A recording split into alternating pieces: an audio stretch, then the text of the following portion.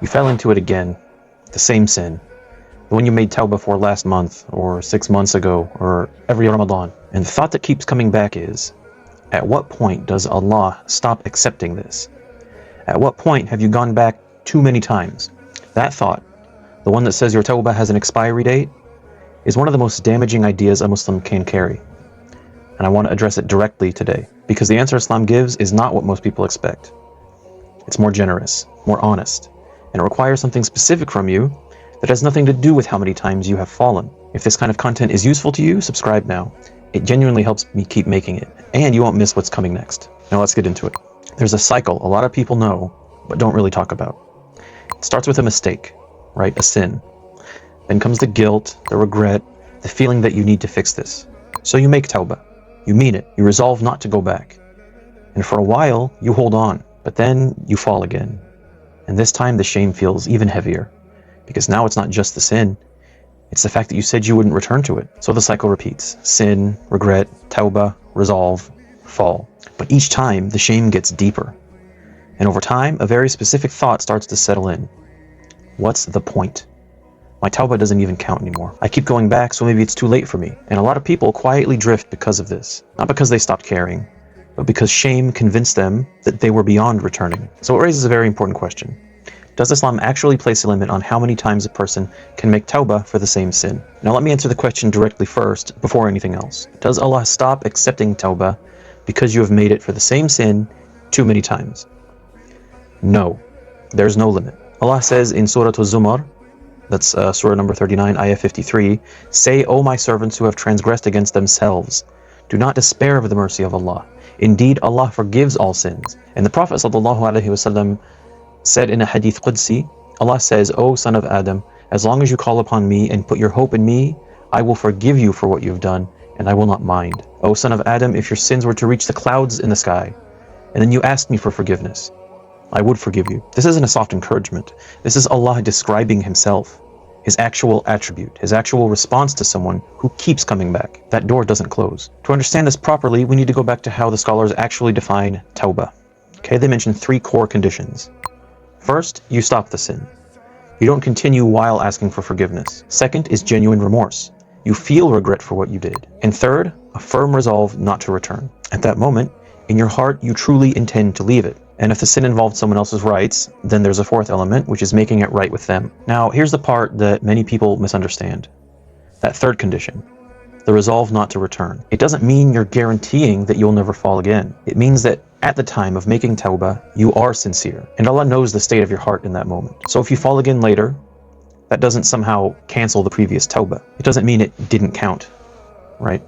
Each time you return sincerely, that's a complete and valid Tawbah in itself. And the previous ones aren't erased just because you slipped again. And that means the cycle people feel trapped in is not actually a cycle of rejected repentance. It's a cycle of falling and being allowed to return again and again. But here's the question most people are actually asking, even if they don't phrase it in this way, right? If I keep falling into the same sin, does that mean my resolve wasn't genuine? Does it mean I was lying to myself when I made Tawbah? Not necessarily. And I think this distinction matters enormously. In the scholarly tradition, there's an important distinction that helps clarify all of this. They differentiate between the validity of a Tawbah at the moment it's made and your ability to stay away from the sin afterward. Okay? Those aren't the same thing. A Tawbah can be completely valid, even if your resistance later turns out to be weak. And scholars like Ibn al-Qayyim made a very important point here, which is a person who sincerely repents and then falls again is not a hypocrite. Okay? It's not a sign of a fake heart. It's just a sign of a weak heart. And that changes how you respond, because the solution isn't piling on more guilt. It's strengthening the heart, reducing what pulls you toward the sin, and increasing what pulls you toward Allah. And this is where understanding Shaitan's strategy matters. Okay? He doesn't just want you to fall. He wants you to stay down. So he uses the guilt from falling again to block the very Tawbah that would lift you back up. He turns your mistake into distance. But the correct response is the opposite. When you fall, you run back to Allah immediately. Not later, not after you feel worthy again, immediately. And the Prophet ﷺ made this reality very clear when he said, every son of Adam sins, and the best of those who sin are those who repent. Right? Not those who never fall, those who keep returning.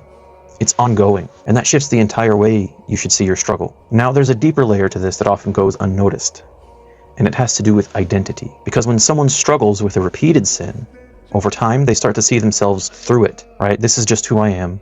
I'm the kind of person who just does this. And that's a heavy shift because now it's not just an action, it becomes a label. But the Islamic view is actually the opposite. Your identity before Allah is not defined by your sin, it's defined by your relationship with Him, including your return to Him, including your Tawbah. And one of the clearest examples of this is the dua of Yunus alayhi salam when he said, La ilaha illa ant, inni kuntum min al-zalimeen, right? There is no God but you. You are perfect. I was among the wrongdoers, right?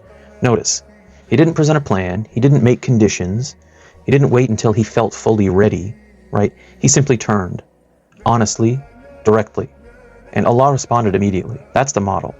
Not elaborate preparation, not waiting until you're sure you'll never fall again, but turning back right now as you are. So how do you actually live this out? First, make tawbah immediately after falling, not after you felt guilty enough, because guilt itself is not tawbah, the turning is. So don't delay it. The moment you slip, return. Second, after tawbah, do one good deed straight away, right? Pray, give something, make dhikr. The Prophet ﷺ taught to follow a bad deed with a good one. Not to earn forgiveness, but to redirect the moment. Third, look at the cause, not just the symptom, right? Ask yourself, what keeps leading me back here? Is it loneliness? Is it boredom? Is it a certain time of day? A specific environment? Because part of sincere resolve is changing the conditions that make the sin easier in the first place. And finally, make dua specifically about this struggle, not just a general one. Say, Ya Allah, you know what I struggle with. Help me. I can't do this alone. Because real change is not just willpower. Because real change isn't down to just willpower. It's seeking Allah's help in the exact place you keep falling. And that's where transformation begins. The key thing to understand is this. Allah is not keeping a tally of how many times you have to come back. He's not watching with diminishing patience. He's not closer to closing the door this time than he was the last time. Every single time you fall and turn back, that is tawbah. That's the relationship. That's exactly what you're supposed to do. The door doesn't have a limit. The mercy doesn't have a ceiling. And you're not too far gone. Make tawbah right now if you need to. You don't have to wait until you feel ready. You don't have to wait until you're sure you won't fall again. Right now, however you are. That's enough. If this gave you something, subscribe and share this with a Muslim who's been carrying that guilt quietly. This might be exactly what they needed to hear today.